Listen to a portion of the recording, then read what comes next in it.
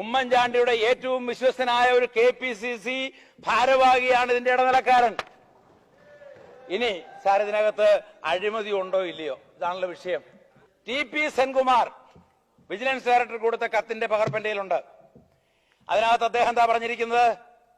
500 കോടി രൂപയുടെ നഷ്ടം ഈ സംസ്ഥാനത്തിനുണ്ടായിരിക്കുന്ന പറഞ്ഞിരിക്കുന്നത്. ഏതാണ് വലിയ അഴിമതി? പാം ഓയിലാണോ? SNC ലാവലിനാണോ? ഇതാണ് ഉമ്മൻചാണ്ടി ഏറ്റവും വലിയ അഴിമതി. ദേശീയ തലത്തിൽ പറയുന്ന 5 വർഷത്തിൽ കൊടുക്കാൻ പാടില്ലെന്ന. ഉമ്മൻചാണ്ടിക്ക് അറിയാമോ എത്ര വർഷമാണെന്ന്? ഉമ്മൻചാണ്ടിക്ക് അറിയാമല്ലോ. എത്ര വർഷം ഉമ്മൻചാണ്ടി? 30 വർഷം. 30 വർഷത്തേക്കാണ് കൊടുത്തിരിക്കുന്നത്. 30 വർഷത്തേക്ക് ഉമ്മൻചാണ്ടി ഞാൻ ചാലഞ്ച് ചെയ്യാം. നിങ്ങൾക്കൊരു നിയമസഭാ കമ്മിറ്റിയെ കൊണ്ട് അന്വേഷിപ്പിക്കാവോ? തെളിയിച്ചു തരാം ഞാനത്. ഞാൻ വെറുതെ പറയല്ല.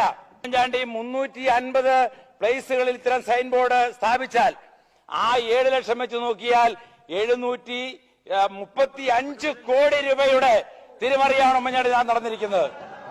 അല്ല, ഉമ്മൻചാണ്ടി കൈകൊണ്ട് ഇങ്ങനെ കാണിക്കണ്ട. ആ ഫയൽ ഈ മേശപ്പുറത്ത് വെക്കുക നിങ്ങള്.